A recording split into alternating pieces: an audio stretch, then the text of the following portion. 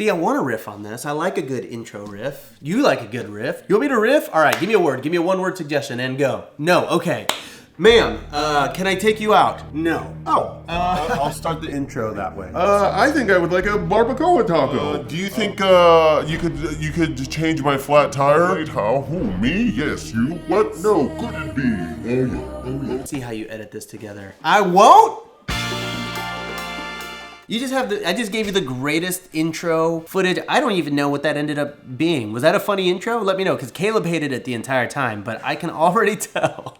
It's probably the best intro that's ever been on the Rob Built channel. Hello, everybody. My name is Rob. Welcome back to the Rob Built channel. I feel like I haven't introed a YouTube video the old way in so long. Today, we're going to be talking about medium-term rentals, also known as mid-term rentals, which is basically not quite short-term rentals and not quite long-term rentals, but just right in between both of those, a little sandwich in between both of the different types of rental asset classes. So let's go back to the beginning here and talk about how I found myself switching from short-term rentals to medium-term rentals. When I built my tiny house in Los Angeles, California, I expected that to be a short-term rental for its entire life because obviously I'm an Airbnb guy. Then the pandemic hit and I switched it to a medium-term rental sort of by accident. I didn't really want a lot of people staying at my house during that time. Travel nurses needed a place to stay, and so for a year and a half, it was thriving as a medium-term rental. Then when the dust started to settle a bit, I went back to the short-term rental strategy and it was going super well. I was making really great money. But it was around this time that LA really started enforcing the short-term rental ordinances that they had put in place over the last year or so, which basically really only allowed me to Airbnb my tiny house for 180 days out of the year. And then if I wanted to Airbnb it past that, I'd have to pay like $850 to get an extended stay permit, which is honestly all doable. However, because I'm not a resident of LA anymore, I don't have an LA license, and so permitting there for me has just been more work than I've been wanting to deal with. So I found myself moving back to medium-term rentals on Airbnb because it started making more and more sense for me. So what exactly is a medium-term rental? So let's talk about this. For me, a medium-term rental is a stay that is a minimum of 30 days, but it typically ends up being less than 12 months. It's usually month-to-month rentals, and a lot of the time those month-to-month leases can average anywhere from 1 to 3 months. Now on top of the length of stay here, the other component of a medium-term rental is that you fully furnish it as you would an Airbnb. Now the way that medium-term rentals differ from your traditional short-term rentals is that a short-term rental technically by definition is a stay between 1 and 30 days. And then a long-term rental is typically a lease that is 9 to 12 months, or it can even be longer than that. The difference here is that you have a tenant in place that furnishes the place themselves and they pay all of their utilities. The short-term rental, you pay all the utilities, you furnish it. Same thing with the medium-term rental. And then long-term rentals are sort of their own niche and just a whole different beast. I think that mid-term rentals are still very much in the heart of short-term rentals, which is why I really classify these together. And I think that they can work in tandem with each other super well. For example, let's say that you buy an Airbnb in a highly seasonal place like a beach. Typically with a beach short-term rental, you're gonna make like 80 to 90% of your income from the months of May to August. And then from September to April, it can be a dead zone and you won't be making a lot of money on short-term rentals and you'd be lucky to break even a lot of the months. So that's why when you have a seasonal Airbnb and you do make most of your money in those 4 months, you want to stash as much of it as you can away for the months that you aren't going to be producing a lot of income. This is where the medium-term rental strategy really comes into play. Because a very common strategy, especially in beach markets, is that maybe you have a thriving Airbnb for 4 months out of the year, but then the other 8 months out of the year, you rent it to snowbirds, hopefully at a profit, but at least at a break even, so that you're able to cover all of your expenses during the downtimes. And that right there is a very perfect scenario of how midterm rentals and short-term rentals can be symbiotic together. But if you really want, you can eliminate the short-term rental strategy altogether and just go all in on medium-term rentals, which is what I do with my LA properties. And honestly, I'm loving this specific niche so much more these days for so many reasons. For one, you have way less guests to deal with. On average, I'm hosting between 4 to, let's say, 8 guests per month on any given short-term rental strategy. However, with a medium-term rental, I'm just hosting 1 set of guests per month, and a lot of the times, these guests are staying for more than 1 month. On average, my medium-term rental stays are anywhere from 2 to 3 months. So let's say that my average is 2 months, just to keep it easy. That means that I'm really only dealing with 6 sets of guests throughout the year, which is a lot less than a typical short-term rental stay. So the reason I like this is because it's a lot easier to deal with 6 sets of people throughout the year versus 72 sets of people if I I were just averaging 6 stays per month on any given Airbnb. You can imagine keeping up with 6 people is a lot easier, right? But also there's this notion with the medium-term rental, when you're staying there for 30 days at a time or 60 days or 90 days, the people sort of feel like it's their home and they live in it, right? And so they feel a lot less entitled to bug you about small stuff than a Airbnb guest might. If small things start to happen around the home, or if they run out of supplies or whatever, because they live there and they accept that that's their home for a couple of months at a time, they really just aren't quite as high maintenance as a short-term rental guest who feel like they're getting a 5-star hotel experience and have to bring every little thing up to your attention. Now, I'm not saying I don't like to provide a good experience for these guests, but what I am saying is that when I'm dealing with a small group of people every single year and they're not really bothering me very much throughout that year, it's a good thing. It's way less gray hairs than the 72 groups of people provide me every single year. And this is also a really good solution for people that do have 9-to-5 jobs and they're scared of going right into short-term rentals, because there is that perception with short-term rentals that you're going to be managing it 30 hours a week and you can't work a full-time job and this and that. All that stuff is not true. You can automate a lot of your short-term rental business. I talk about it on the channel quite a bit. However, if you are nervous about hopping straight into short-term rentals, starting out with the medium-term rental is actually a really great strategy because it's so much easier to manage because you're just not dealing with turns and cleans several times a week. So if that's one of your bigger fears, then medium-term rentals are an obvious solution for a way to dip your toes into the short-term rental game. And lastly, and perhaps the most important and my favorite reason that I like medium-term rentals, is that they get around short-term rental laws. So remember, when I said that medium-term rentals are typically 30 days or more, that is no longer classified as a short-term rental. That's actually just classified basically as a long-term rental. So any short-term rental laws or regulations that might be put into place and outlaw you from Airbnb-ing your house don't really apply on the medium-term rental side of things, which is exactly why I converted my Los Angeles places to medium-term rentals, because I'm still able to rent them on the Airbnb platform, but I just set my minimum to 30 days at a time. So if you bought an Airbnb before and you've been regulated out of the city, or you want to buy in a city and your biggest reason for not getting into Airbnb is regulation, medium-term rentals are always a very solid backup plan. I always say that when you're analyzing a short-term rental, you should have a backup plan to make it a long-term rental in the case that, you know,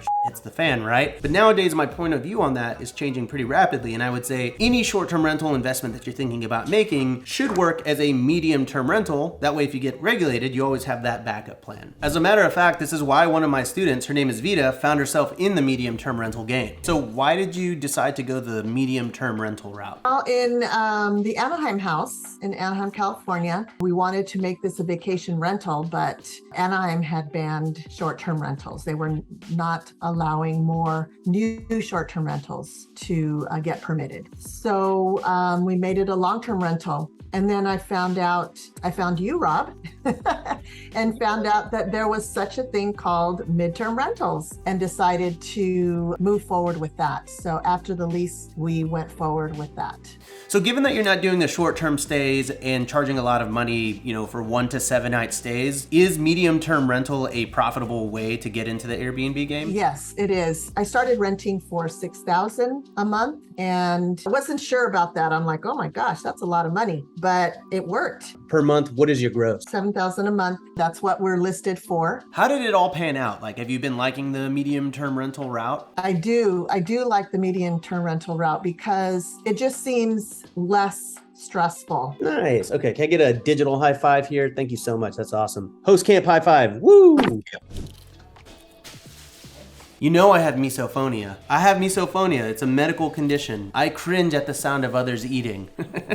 Leave that in. Leave that in. That's a funny transition, Steve. By the way, if you're interested in getting into the short-term rental game or the medium-term rental game after watching this video, and you just don't really know where to start, or you really want to scale up your Airbnb business and learn everything there is to know about being a successful short-term rental or medium-term rental host, consider booking a free call with my team over at hostcamp.com. The Hostcamp mentorship program hosts over 100 calls every single year, ranging from design to automation to analysis and everything in between. So if you want to learn how to do this whole Airbnb thing directly from me, book a free call with my team over at hostcamp.com. Also, if you're a host camper, say what's up in the comments. So anyways, let's get back into it. There's so many reasons why I'm really loving medium-term rentals right now. So how much money can you actually make with the medium-term rental? There's a few different ways to calculate this, but typically what I do, so I find what I want to make with a short-term rental, and I'll discount that anywhere from 30 to 50%. So then if I would typically make $5,000 on a short-term rental, then at minimum, I would be making $2,500 as a midterm rental. And I'm using my tiny house as an example here. And on a long-term rental, I'd be making anywhere from $1,300 to maybe like $1,800 a month. It really just varies. On the scale, typically from a profitability standpoint, there's long-term rentals, then medium-term rentals, and of course, short-term rentals. And I think this really varies based on how much work you're putting into it. Long-term rentals are typically the least amount of work. Mid-term rentals are a little bit more work than that. And then short-term rentals, of course, not completely passive, although you can automate a lot of that business, but it's obviously the most amount of work out of all three. But there's a few ways to analyze a deal and calculate how much money you can make on a medium-term rental.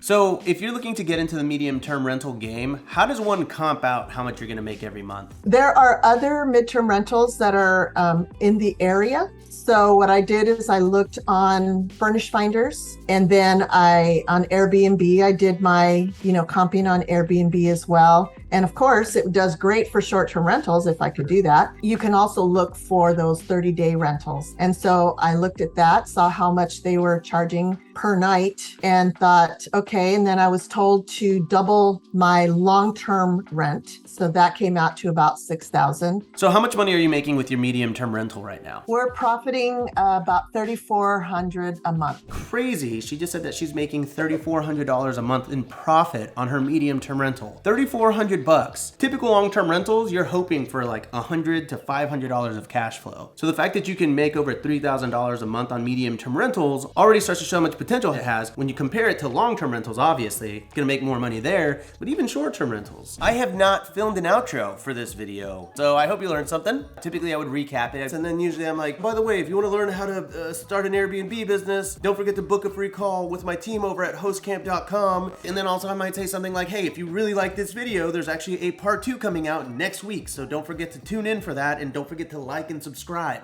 And then usually I'm also like, oh, bye. See, it's like meta, because I'm doing an impression of myself. I'm doing an outro of myself impersonating myself doing an outro, and that, my friend, that's comedy. It's funny. Laugh. Wow.